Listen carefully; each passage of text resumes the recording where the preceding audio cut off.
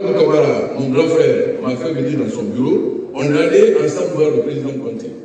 Mamadou Sylla, c'est pour noter son intelligence, dit carrément au président Conté, vraiment, tout ce que vous voulez prendre, je vais juste vous rassurer que c'est vous qui décidez d'utiliser ça pour la guerre. Moi, je n'ai pas de problème, vous payez quand vous voulez. Ça frappe, je crois, l'esprit du président. Quand il s'est agi, que mon frère à la soirée me permet de le citer encore, de s'équiper, nous avons pensé avec nos économistes qu'il fallait créer deux structures qui allaient faire l'interface entre l'État et le marché des armes.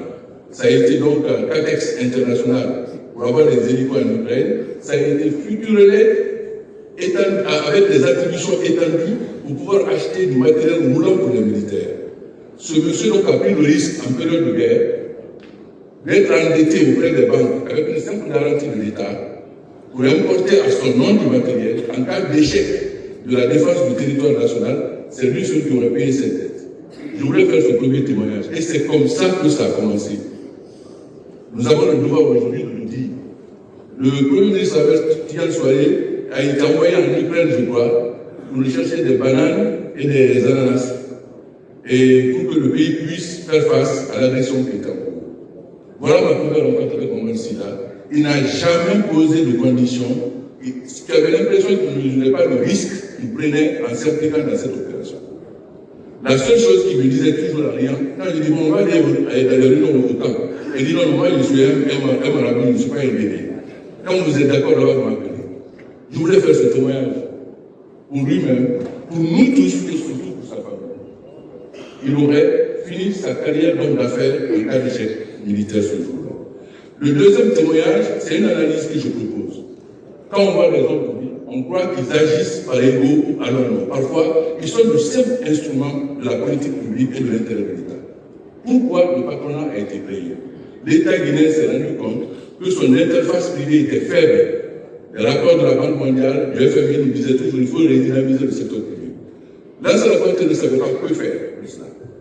Un jour, Mamadou Sylla lui a dit, mais vraiment, si vous me confiez ça, moi je peux remplir la mission. Je vous jure qu'il a financé avec ses propres ressources pendant au moins 5 ans la mise en place de toutes les structures du secteur privé guinéen.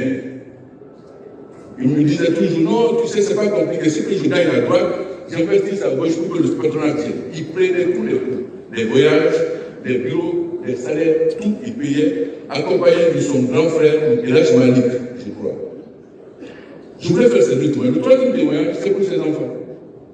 Un jour, je lui ai dit, il m'a dit non, mon ami me fatigue, je mets de tout. Je lui ai dit non.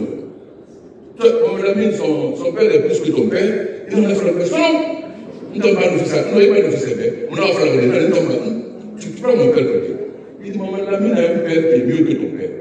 Donc il a besoin de comprendre plus tôt que toi la vie. Ne te cache pas de lui, laisse-le quand on discute, ne le chasse pas, laisse-le. Il m'a dit, ah bon, j'ai compris.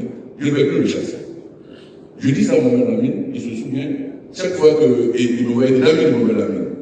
Aussi, je dois lui dire, c'est un homme de famille. Je voulais rendre hommage à votre famille. Rares sont les familles d'hommes publics, surtout d'hommes d'argent, qui restent avec lui aussi longtemps que dans toutes les circonstances. Je sais que mon frère Sankom est de la famille, par sa mère, et je sais aussi que cette famille avec Elhadj Dembo, Elhadj Malik, vous avez toujours été à ses côtés. Je voulais vous remercier et vous féliciter. C'est un bel exemple pour notre pays. Je crois que c'était aussi un homme de famille. Je vous remercie.